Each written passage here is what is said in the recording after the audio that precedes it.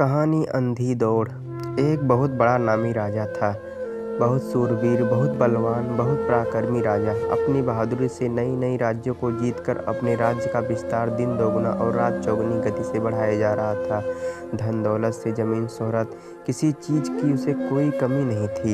इतना सब कुछ होने के बाद भी राजा को जिस एक चीज़ की कमी थी वह था संतान सुख। राजा ने संतान पाने के लिए हर वह तरीका अपनाया जो अपना सकता था। वैद्य, हकीम सबसे अपना इलाज कराया। मंदिर मस्जिद हर जगह मन्नतें मांगी। कई यात्राएं की, कई हवन यज्ञ किए, तब जाकर कहीं उसके घर में पालना हिला। संतान होने की खुशी उस राजा को इतनी ज़्यादा हुई कि ऐसी खुशी उसे किसी राज्य को जीतने में भी नहीं हुई थी। इस खुशी को अपनी प्रजा के साथ बांटने के लिए राजा ने एक ऐलान किया कि अगले दिन 9 बजे वह अपने महल के दरवाजे लोगों के लिए खोल देगा और जो भी व्यक्ति जिस भी वस्तु पर हाथ रखेगा वह उसको दे दी जाएगी। जैसे जंगल में आग फैलती है, यह खबर पूरे राज्य में फैल गई। पूरे राज्य में बस अब इसी की चर्चाएं होने लगी। लोग गुट बनाकर एक दूसरे से विचार विमर्श करके योजनाएं बनाने लगे कि वह किन किन वस्तुओं पर हाथ रखेंगे। कोई कहता है वह घोड़े पर हाथ रखेगा, कोई कहता हाथी पर, कोई कहता हीरे जवाहरात पर हाथ रखेगा, कोई कहता है वो राजा के महल पर हाथ रखेगा। लोगों ने अपने हिसाब से तय कर लिया कि वह किन किन वस्तुओं को हाथ लगाकर अपना बना लेंगे। राजा के राज्य में एक छोटा सा परिवार भी रहता था। माता पिता और एक 8 साल का छोटा बच्चा। जब इसी तरह बात की चर्चा हो रही थी तो उस बच्चे के मन में जिज्ञासा उठी और उसने अपने माता पिता से कहा कि मुझे भी आप कल राजा के महल लेकर चलिएगा, मुझे भी कुछ चाहिए। बच्चे के माता पिता ने उसे बहुत समझाया कि तुम अभी छोटे हो, तुम्हें भला इन सब से क्या मतलब, लेकिन बच्चा जिद पकड़कर बैठ गया। बच्चे की जिद के आगे उसके माता पिता ने हार मान ली और बच्चे को भी वहां ले जाने का तय हुआ।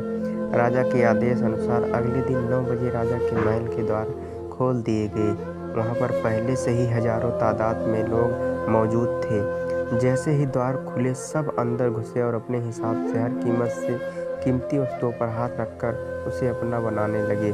इस भीड़ में वह 8 साल का बच्चा भी था जो अपने माता पिता के साथ आया था। बच्चे ने भीड़ में अपने माता पिता से हाथ छुड़ा लिया और कहीं गायब हो गया। बच्चे को अपने साथ न पाकर उसके माता पिता बहुत परेशान हो गए, उसे इधर उधर ढूंढने लगे। थोड़ी देर बाद माता पिता ने देखा कि उनका बच्चा तेज दौड़ लगाते हुए सीधे राजा के सिंहासन की तरफ जा रहा था। बच्चा राजा के सिंहासन तक पहुंचा और बच्चे ने सीधे राजा के ऊपर हाथ रख दिया और चिल्ला के बोला, आज से यह राजा मेरा है और इसके साथ यह शाही प्रजा भी। दोस्तों, छोटी सी ये हिंदी कहानी हमें जिंदगी का बहुत बड़ा पाठ सिखाती है।